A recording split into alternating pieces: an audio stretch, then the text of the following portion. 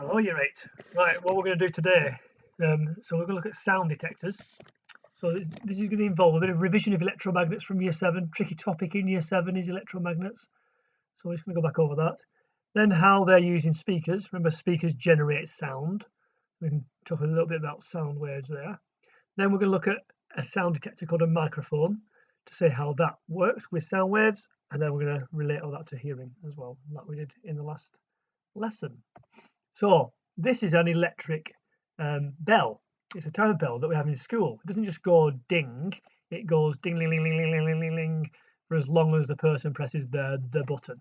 Okay, so this here is the gong. So this is a big kind of metal sonorous material. Remember that word sonorous? That you hit it and it rings. So this is the bell bit of the bell.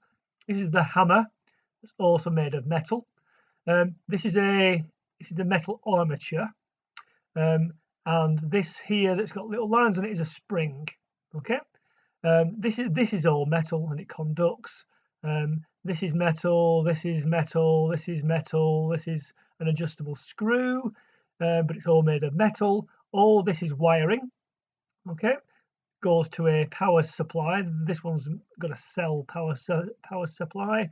More wire, close switch, more wire. Then this wire loops around these iron cores. So it loops around that one, then it kind of loops behind and loops around this one as well. And then that connects onto the metal armature that can strike the gong.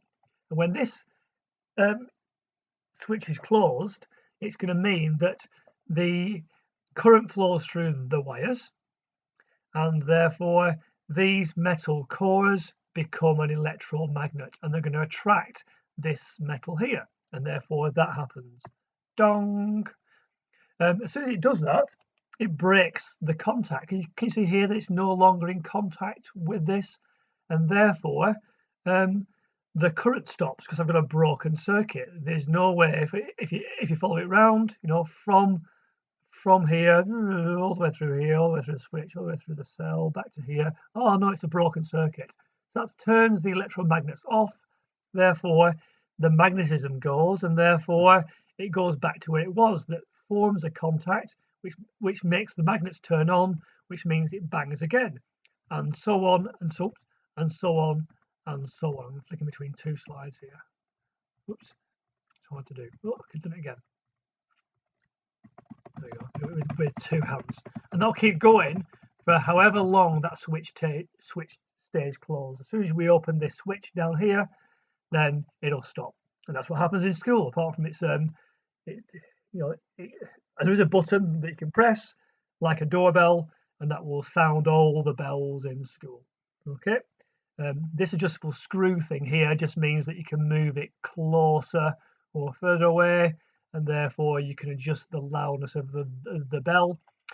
Something that they need to do in school, I always think, because they are amazingly loud, I think, are our bells at school. But strangely, we're all missing them, aren't we? Who'd have thought we would have missed those bells? Yeah, it's like knowing when to eat and when to go to the loo. Now I have to like go on my own judgment rather than going on bells. Anyway, things we have to deal with. So this is just a reminder of how electromagnets work.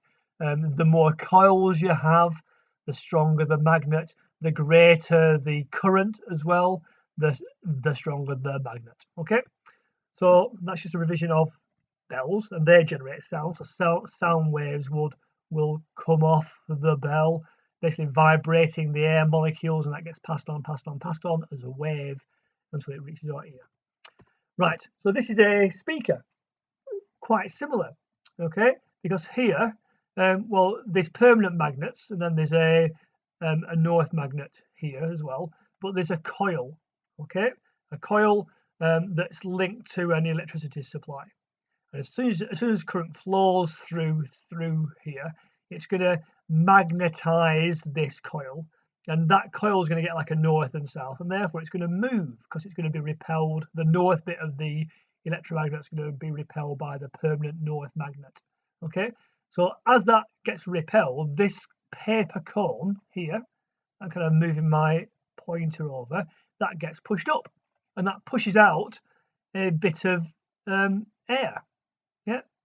And as that kind of jiggles up and down with the different types of electrical inputs that go in that are caused by the actual, sound player, it could be a music track or something.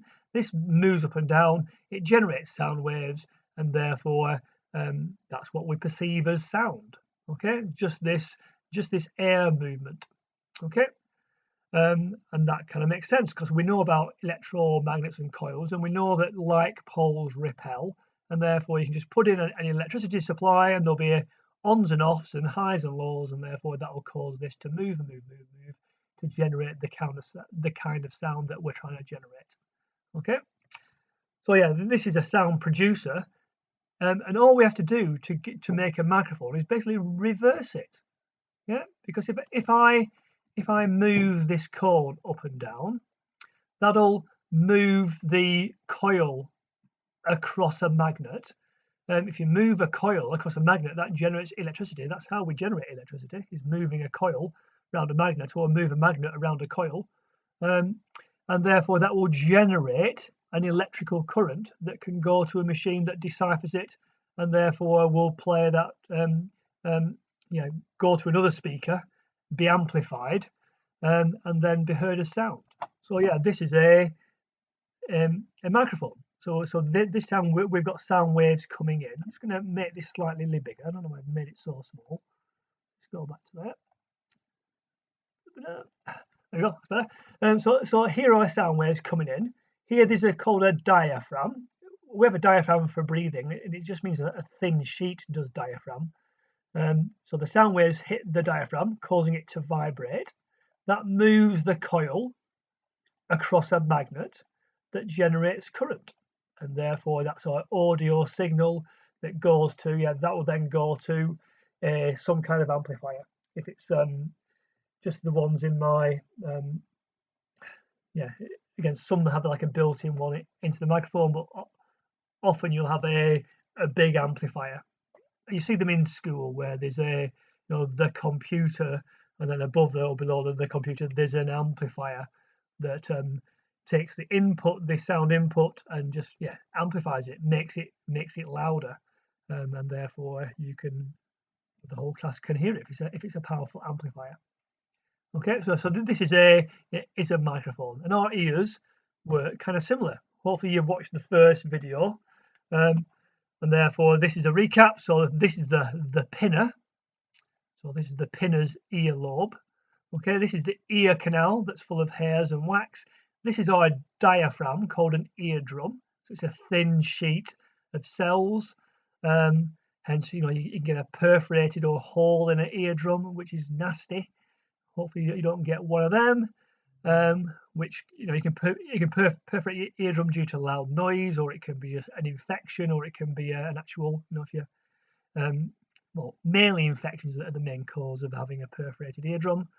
So this is a diaphragm, and then these three bones, so that's one bone, two bone, three bones, they move that vibration onto this thing here. So this is another little diaphragm, and therefore that causes the fluid inside here to move, and therefore all the fluid in this moves. This is the cochlea, and then inside the cochlea will be these little kind of detecting cells that have got fine hairs on, and the hairs move, and that causes an electrical impulse to be sent to the brain. So not electricity. Electricity is the flow of electrons. This is it's a flow of a positive charge, so it's due to sodium and potassium ions. But that then goes to the brain, and then the brain deciphers it, and then it goes to another part of the brain that makes us kind of understand what the sounds are saying. Okay, so again, it's kind of like a little microphone. We're converting the movement of a diaphragm into an electrical signal, which is exactly the same as this. It's the movement of a diaphragm that causes an electrical signal. Okay, so both of them are electrical. This one uses electricity, the flow of electrons, whereas this is electrical, and it's the flow of sodium and potassium ions, through the cells. Again, these are the ends of the cells. They keep on going and going and going until they reach the correct part of the brain. You know, we have a nerve cell that goes from my big toe. I say we, I've got a nerve cell that goes from my big toe to the base of my spine. One cell over 1 meter long, because it's more than 1 meter from my big toe to my spine. So yeah, cells can be long. Yeah, don't think of cells as always being small and microscopic, but that doesn't mean small. It doesn't mean short. Yeah, they can be long. Imagine how long a nerve cell in a giraffe's neck is. Yeah, it's going to be immensely meters long. Right, I shall stop there. So there's going to be a task to do based on all this. So you might want to go back over this PowerPoint as I ask you some questions in the next bit. Stop the video. Oops. Stop.